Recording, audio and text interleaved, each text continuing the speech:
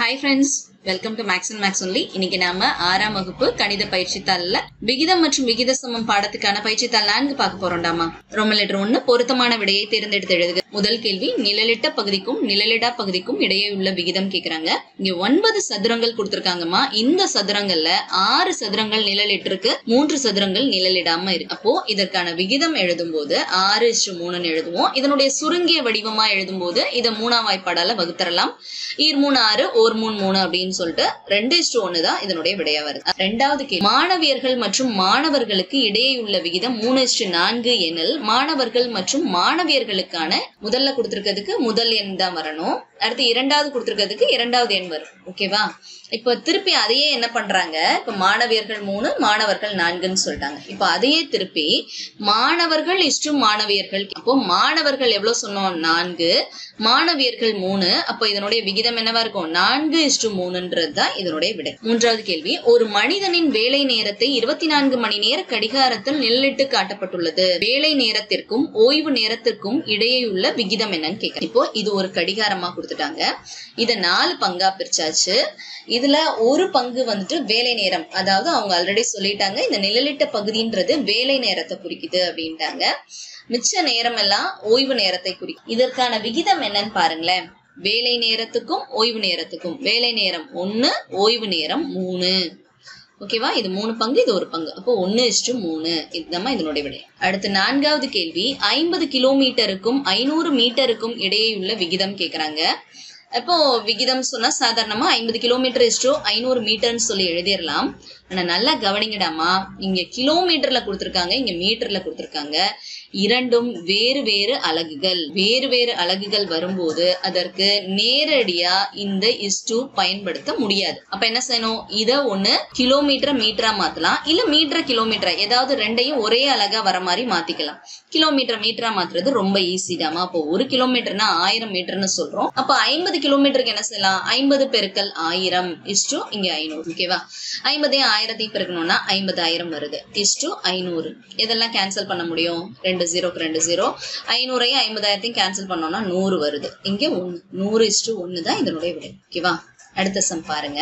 5வது கணக்கு ஒரு மணி நேரத்துக்கும் ஒரு நாளுக்கும் இடையே உள்ள விகிதம். 1 மணி இஸ்டு 1 நாள். இதுக்கும் நான் முன்னாடி சொன்ன மாதிரிதான் இங்க மணில இருக்கு, இங்க நாள்ல இருக்கு, வேறு வேறு அலகுகள்ல இருக்கு. அப்ப நம்ம என்ன செய்ய முடியாது, விகிதம் எழுத முடியாது.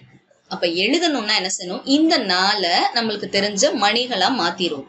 அப்போ ஒரு நாளைக்கு 24 மணி நேரம்ன்றது தெரியும்ன்றதுனால இந்த ஒரு நாளுக்கு பதிலா இந்த 24 சப்ஸ்டிட்யூட் பண்ணிக்கலாம். 1:24 இதுதான் இதனுடைய விடை. 6வது கேள்வி கீதா மற்றும் கலா 55 தாள்களை 7:4 என்ற விகிதத்தில் பிரித்து கொண்டால் கீதா மற்றும் கலாவுக்கு கிடைத்த தாள்களின் எண்ணிக்கைகள் முறையே அப்படின்னு கேக்குறாங்க. இப்போ மொத்தமா 55 தாள்கள் இருக்குப்பா. இந்த 55 தாள்களை எப்படி பிரிச்சு கொடுக்கணும் கீதாக்கும் கலாக்கும் அப்படின்னு சொல்லிட்டு கேக்குறாங்க. அவ்வளவுதான். இவங்களுக்கு எத்தனை பங்கு கொடுக்கணுமா, 7 பங்கு கொடுக்கணும். இவங்களுக்கு 4 பங்கு கொடுக்கணும்னா மொத்தமா நாம எத்தனை பங்கு போடணும், முதல்ல 7 4 கூட்டினா 11 பங்கு போட்டாதான் இவங்களுக்கு 7 பங்கு கொடுக்க முடியும், உங்களுக்கு 4 பங்கு போட முடியும். அததான் இங்க போட்டிருக்கோம். 7:4ன்றதோட மொத்த பங்கு வந்துட்டு 11 பங்கு. இந்த 11ல 7 பங்கு கீதாக்கு. அப்போ 55 × 7/11. அதே மாதிரி கலாக்கு என்ன வரும், 55க்கு 4/11 அப்படின்னு சொல்லிட்டு இதால பெருக்கிறோம். இப்ப நான் ஒரு 11 11 I11 55, ஒரு 11 11 I11 55. அப்போ I7 35. அப்ப இவங்களுக்கு எவ்வளவு வந்துருது 35 வருது. கலாக்கு எவ்வளவு வருது I4 20 வருது. ஓகேமா? இந்த 35 20 கூட்டி பாருங்க 55 வந்துருது. அப்போ ஆப்ஷன்ல இருக்க 35, 20 தான் இதனோட விடை. அடுத்து 7வது கணக்கு கீழ்கண்டவற்றுள் எது 12/18 சமான விகிதம் இல்லைன்னு கேக்குறாங்க. இப்ப கவனிங்கம்மா, இங்க சமான விகிதம் கேட்கும் போது நம்ம என்ன செய்யலாம்னா முதல்ல இதோட சுருங்கிய வடிவம் கண்டுபிடிச்சுக்கலாம். 6ஆம் வாய்ப்பாடால வகுத்தோம்னா 2/3 வந்துருது. இங்க கொடுத்திருக்க இந்த 4 ஆப்ஷன்ல எதை நாம வகுத்து போட்டோம்னா இதே 2/3க்கு வருதுன்னு சொல்லி பாருங்க. அப்படி வந்துச்சுன்னா அதெல்லாம் சமான விகிதம். எது வரலையோ அது சமான விகிதம் அல்ல. இப்போ 3ஆம் வாய்ப்பாடால 6/9 9 அடிச்சோம்னா 2/3 வருது. இது 2/3னே கொடுத்துட்டாங்க. இது 8ஆம் வாய்ப்பாடுல அடிச்சோம்னா 2 8 16 3 8 24 2/3 வருது. ஆனா இந்த 2/4க்கு வரல. சோ இதுதான் சமான விகிதம் அல்ல. அடுத்த கேள்வி பாருங்க, 8வது கேள்வி. பொங்கல் தயாரிக்க நீர் மற்றும் அரிசியின் விகிதம் 3:1 எனில் 4 குவளைகள் அரிசிக்கு எத்தனை குவளைகள் நீர் சேர்க்க வேண்டும் அப்படின்னு கேக்குறாங்க. குவளைனா டம்ளர்மா, ஓகேவா?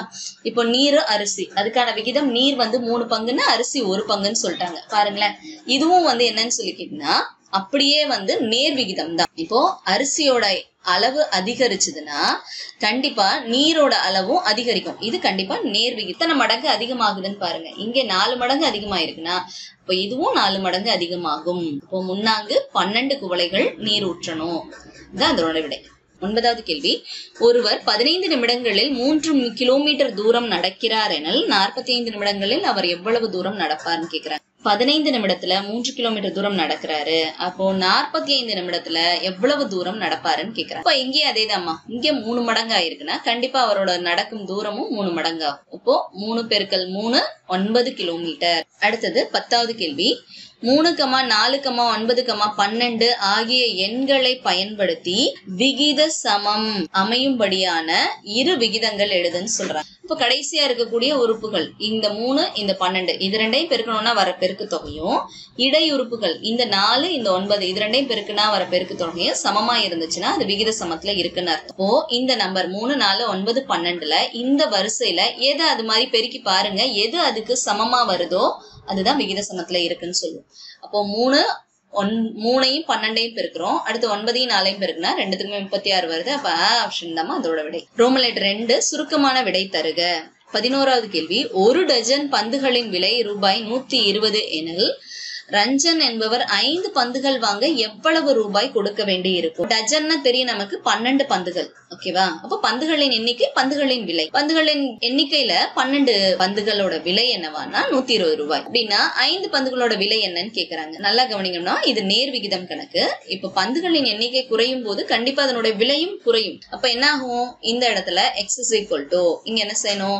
இந்த 120 ஃபர்ஸ்ட் அதே மாதிரியே எழுதிக்கோங்க. 120 அப்படியே எழுதிட்டு அடுத்து என்ன செய்யுங்க? இங்க கொடுத்திருக்கத அப்படியே தலைகீழா எழுதுங்க. இங்க 12 இங்க 5 இருக்கு இல்லையா? இது அப்படியே தலைகீழா பின்னமா வச்சு போட்டோம்னா என்ன ஆயிரும்? 5/12 போடுவோம். அது மாதிரி இந்த இடத்துல எழுதி. இப்போ ஒரு 12 12 12 120 வருது. அப்போ 5ஐயும் 10ஐயும் பெருக்கணும்னா 50 ரூபாய் வருது. 5 பந்துகளின் விலை 50 ரூபாய்.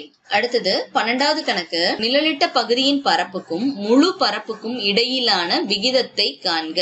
இங்க ஒரு சதுரம் கொடுத்திருக்காங்க. இந்த சதுரம் பக்களவு 4 இருக்கு. இங்க ஒரு நிழலிட்ட பகுதி பக்க அளவு 2. இப்ப என்ன கேக்குறாங்க? நிழலிட்ட பகுதியோட பரப்பளவுக்கும் முழு பரப்பளவுக்குமான விகிதம் தான் கேக்குறாங்க. நம்மளுக்கு தெரியும் சதுரத்தின் பரப்பளவு ஃபார்முலா என்னன்னா a/a² சதுர அலகுகள். முழு பரப்பளவுக்கு 4 இருக்குன்னா 4 ஸ்கொயர் தான் அதோட பரப்பளவு. அதே நிழலிட்ட பகுதிக்கு 2 பக்க அளவுன்னா அப்ப 2 ஸ்கொயர் தான் இதனுடைய பரப்பளவு. இத இப்ப என்ன வரும்? நன்னாங்கு 16 2 4 4:16 அப்படின்னு வரும். இப்ப இதை திருப்பி இதனுடைய சுருங்கிய வடிவத்துக்கு எழுதணும்னா 4ஆம் வாய்ப்பால் அடிச்சோம்னா 1 நாங்க 4 நன்னாங்கு 16 1:4. இதாமா அதனுடைய விடை. 13வது கேள்வி. A மற்றும் B என்ற சதுரங்களின் பக்க அளவுகள் முறையே 2, 4 எனில் A மற்றும் B யின் பரப்பளவுகளின் விகிதம் என்ன? இதோட பக்க அளவு 2ன்ட்டாங்க. இதோட பக்க அளவு 4. இதோட பரப்பளவோட விகிதங்கள் கேட்க முதல்ல இதோட பரப்பளவு என்னன்னா a/a² சொல்றோம் இல்லையா? அப்போ a² 2 × 2 = 4 வரும். இதோட பரப்பளவு என்ன வரும்? 4 × 4 16 வரும். இப்ப a க்கு 2 ஸ்கொயர், b க்கு 4 ஸ்கொயர்னா 2 ஸ்கொயர்னா 4 4 ஸ்கொயர்னா 16 4:16. 14வது கணக்கு.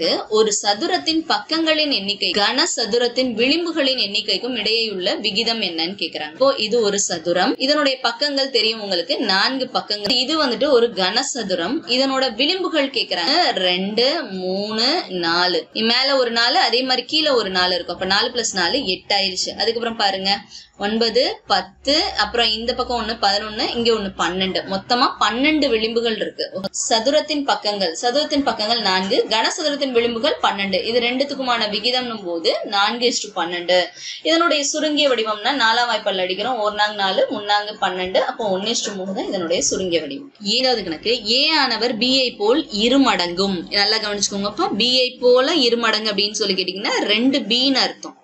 அடுத்தது B ஆனவர் C ஐ போல் மும்மடங்கு அப்படின்னு சொன்னா 3C அப்படின்னு அர்த்தம். யாரு? A = 2B அர்த்தம், B = 3C அர்த்தம். இப்ப என்ன கேக்குறாங்க நமக்கு? எனில் A/C தான் கேக்குறாங்க. A/C ஐ காண்கன்னு சொல்றாங்க. அப்ப A/C கண்டுபிடிக்கணும் நம்ம.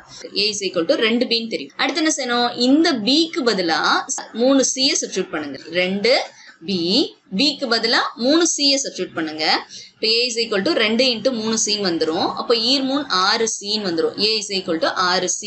இப்போ இதை வகுத்தல் வச்சு எழுதுனீங்கன்னா a by c is equal to 6 வந்துரும். இங்க 6 கீழே by 1 எப்போதும் இருக்கு. இப்போ இதை குறுக்க பெருக்கி பாருங்களேன். ஒரு a is equal to 6 c இந்த ஸ்டெப் வந்துரும். என்ன செய்வோம், நம்ம இதை அப்படியே விகிதத்துல எழுதுறோம். a is to c is equal to 6 is to 1 அப்படின்றது தான் இதனுடைய விடை.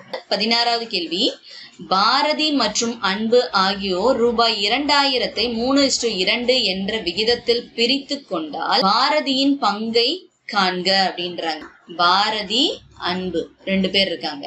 இவங்க 2 பேரும் எவ்வளவு ரூபாயை பிரிச்சுக்கணும், 2000 ரூபாயை பிரிக்கணும். எப்படி, இவருக்கு 3 பங்கு இவருக்கு 2 பங்கு அப்படின்னு சொன்னா மொத்தமா எத்தனை பங்கா நான் போடணும், அத 2ஐயும் 3ஐயும் கூட்டினா 5 பங்கா போடணும். மொத்த பங்கு 5 பங்கு இருந்தாதான் நான் 3 பங்கு இவருக்கு கொடுக்க முடியும், 2 பங்கு இவருக்கு கொடுக்க முடியும். அப்போ சரியா வரும். இப்போ பாரதியோடது மட்டும்தான் கேக்குறாங்கன்னா நான் 3 பங்கு எடுத்தா போதும். எதுல 5 பங்கா முதல்ல இந்த 2000-ஐ பிரிச்சு அதுல 3 பங்கா நானு பாரதி கிட்ட கொடுக்கணும். அப்ப பிரித்து கொடுக்க வேண்டிய தொகை எவ்வளவுனா 2000. அப்ப பாரதியின் பங்கு தொகை எவ்வளவா இருக்கும்னு சொல்றேன்னா இந்த 2000 into 3/5. இப்போ 4 5 இங்க 4 5 20 2 0. இது 2ஐயும் பெருக்கிறோம். 4 3 12 2 0க்கு 2 0. அப்போ 1200 ரூபாய்ன்றதுதான் பாரதியின் பங்கு. மீதி உள்ள தொகை வந்து அன்போட பங்கா இருக்கும் 800 ரூபாய். 7வது கணக்கு, அப்பா மற்றும் மகனின் தற்போதைய வயதுகள் முறையே 42, 14. மகனின் வயது 12ஆக இருக்கும் போது அப்பா மற்றும் மகனின் வயதுகளின் விகிதம் காண்க. இப்போ அப்பாவின் வயது மகனின் வயது போட்டுக்கோங்கம்மா. தற்போதைய வயது என்ன சொல்றாங்க, அப்பாக்கு 42, மகனுக்கு 14 வயது. இப்போ மகனின் வயது 12 ஆகுதான். அப்போ மகனோட வயது என்ன, இது 14ல இருந்து 12 ஆகுது. அப்போ 2 வயசு குறையுது. -2 பண்றோம். அப்போ அப்பாவோட வயது என்னவா இருக்கும், அப்போ 42 வயசு இப்போ இருக்கிறவரு அதுல இருந்து 2 வயசு குறைச்சோம்னா 40 வயசு ஆயிருவாரு. அவ்வளவுதான். ஓகேங்களா, இவருக்கு 2 வயது குறையும் போது அவருக்கும் 2 வயது தான் குறையும். அப்ப 40:12. இதுதான் வந்துட்டு அவங்க வயதுகளின் விகிதம். ஓகேவா, அப்பா மகனின் வயது விகிதம் வந்து 40:12. இதை என்ன செய்யறோம், இப்ப நம்ம 4ஆம் வாய்ப்பாடுல வகுக்கலாம். 5×4 40, 3×4 12 அப்படின்னு சொல்லிட்டு சுருங்கிய வடிவத்துல எழுதுனீங்கன்னா இதுதான் அதனுடைய விடை. 18வது கேள்வி பாருங்கம்மா. 5 நாட்களில் கலைவாணி ரூபாய் 500 சேமிக்கிறாள் எனில் 15 நாட்களில் கலைவாணி எவ்வளவு சேமிப்பாள்னு கேக்குறாங்க. இப்ப நாட்கள் சேமித்த தொகை போட்டுக்கோங்கம்மா. 5 நாட்கள்ல 500 ரூபாய் சேமித்தா அப்போ 15 நாட்கள்ல எவ்வளவு ரூபாய் சேமிப்பாங்கன்னு கேக்குறாங்க. கண்டிப்பா அதிகமாகுது. நாட்கள் எண்ணிக்கை அதிகமாகும் போது சேமித்த தொகையும் அதிகமாகும். இது நேர்மாறல். அப்போ 5 என்ன ஆயிருக்குன்னு சொல்லிங்கன்னா 3ஆல பெருக்கி 15 ஆயிருக்குது. அப்போ 500ஐயும் 3ஆல பெருக்கணும்னா 1500 வரும். அதுதான் கலைவாணி 15 நாட்களில் சேமித்த தொகை. 19வது கணக்கு பாருங்க. ஒரு நாளைக்கு 2 முறை வீதம் வாரம் முழுவதும் ராணி பல் துலக்குகிறாள். ஒரு நாளைக்கு 1 முறை வீதம் வாரம் முழுவதும் ராஜா பல் துலக்குகிறார் எனில் ராணி மற்றும் ராஜா பல் துலக்கும் எண்ணிக்கைகளுக்கு இடையேயான விகிதம் யாதுன்னு பாருங்க. ராணி ராஜா ஒரு நாளில் பல் துலக்கும் வீதம் என்னன்னா, ராணி 2 தடவை விளக்குறாங்க, ராஜா 1 தடவை விளக்குறாங்க. அப்போ ஒரு வாரத்தில் பல் துலக்கும் வீதம் என்ன ஆகுது, 7ஓட 2 பெருக்கினீங்கன்னா 7 2 14. இங்க 7 1 7. ஓகேவா, இப்போ பல் துலக்கும் எண்ணிக்கைகளுக்கு இடையேயான விகிதம் கேக்குறாங்கன்னா ரெண்டுமே போடலாமா. 2:1 சொன்னாலும் அதே தான் வரும். 14:7 சொன்னாலும் 7ஆம் வாய்ப்பாடுல அடிச்சோம்னா திருப்பி 2:1 தான் வரும்.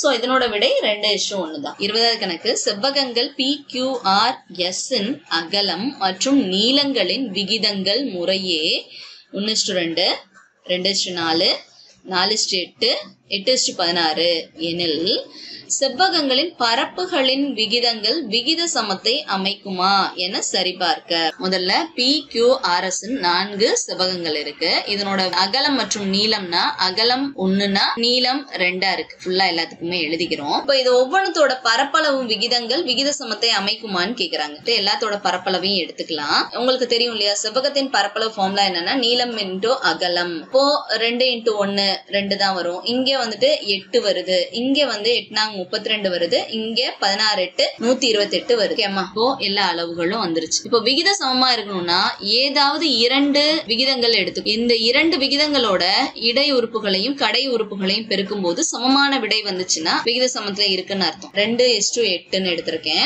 இங்க 32:128 எடுத்திருக்கேன். இப்போ இதனுடைய கடை உறுப்புகளும் முதல்ல கடைசியில இருக்கக்கூடிய உறுப்புகள் இங்க 2 இங்க 128 பெருக்கணும்னா என்ன வருது, 256 வருது. அதே மாதிரி இடை உறுப்பு உறுப்புகள் 8ஐயும் 32ஐயும் பெருக்கணும்னா இங்கேயும் 256 வருது. அப்போ இது ரெண்டுமே சமமா இருக்கு.